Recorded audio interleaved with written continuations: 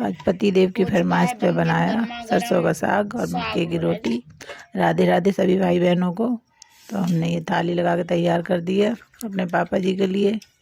इसमें घी डाल के सरसों के साग में और मक्के की रोटी पे भर के मक्खन लगा के और भेज देते हैं पापा जी के लिए।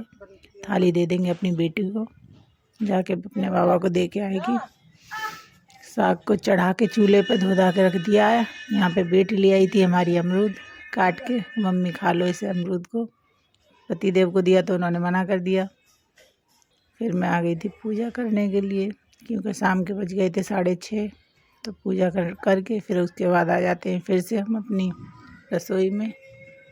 तो यहाँ पे हमने अदरक, हरी मिर्च, लहसुन ले लिया है। इसको सिलबट्टे पे पीस लेते हैं, क्योंकि सिलबट्टे में जो स्वाद आता है वो वैसे खाने में नहीं आता।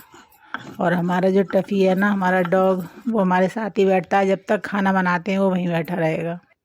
और अपनी हांडी में अब चल रही है हमारी घुटाई साग की, क्योंकि मेहनत बहुत लगती है साग को बनाने में, लेकिन टेस्ट भी उतना आता है।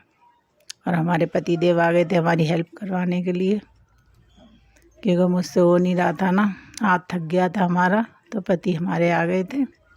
अब देखो इन्होंने कितना बढ़िया से एकदम घुटाई करी है साग की।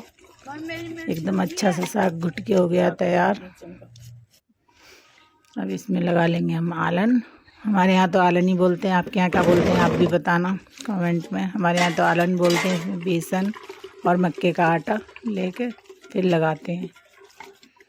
और आलन लगाने के बाद फिर से पकाएंगे इसको, हांडी को चूल्हे पे रख के। थोड़ा पानी हमें कम लग रहा था तो हमने और डाल दिया है इसमें हल्का सा। और घोटते रहो घोटते रहो घोटते रहो इसको, फिर आएगा ज़बरदस्त स्वाद। और जो हमने अदरक लहसुन का पेस्ट बनाया था वो इसमें अब हम डाल दे रहे हैं। डाल के फिर इसको हम ऐड करके और फिर से घुटाई करेंगे। भाई मेहनत तो बहुत लगती है, लेकिन टेस्ट भी बहुत अच्छा आता है। फिर आग हमने कम कर दी थी, थोड़ी सी बाहर निकाल के देख सकते हैं आप लोग, क्योंकि हांडी एकदम ज़्यादा हो जाती है ना, फिर हाथ भी जलने लगता है। फिर से इसकी घुटाई करी हमने कम से कम आधा घंटे, तब जाके साग हुआ हमारा तैयार। और यहाँ पे हमारे पति देव बैठे थे सामने। खाना बनाने में भी अच्छा लगता है जब पति और बच्चे साथ में बैठे हों, तो टाइम का पता नहीं चलता कब खाना हमारा बन जाता है।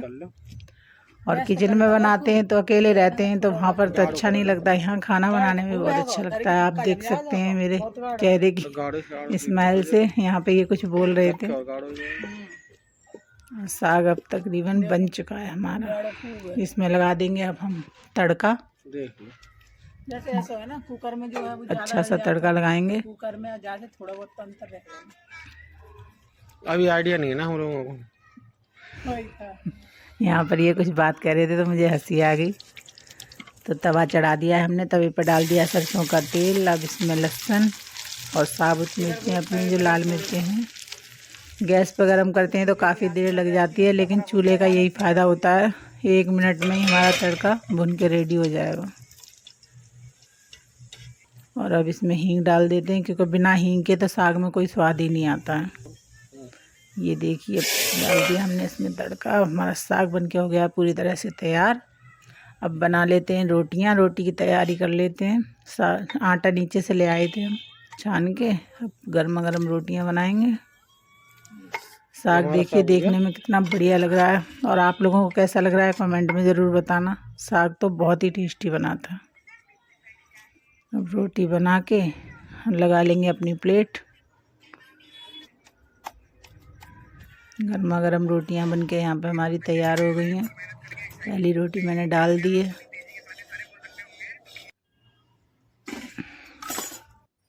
ये रोटी हमारी सिक गई है, फूली फूली रोटियां। इस पर लगा लेते हैं मक्खन भर के। फिर ये पहली थाली देंगे पापा जी के लिए, उसके बाद ही कोई खाएगा, क्योंकि पहली थाली हम पापा जी को देते हैं।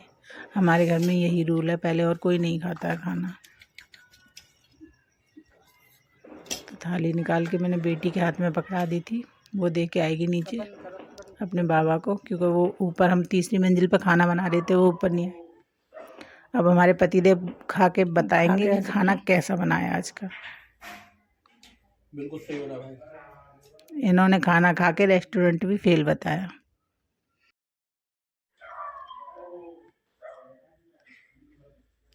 खा के ऐसे करो। बिल्कुल सही हो रहा है भाई।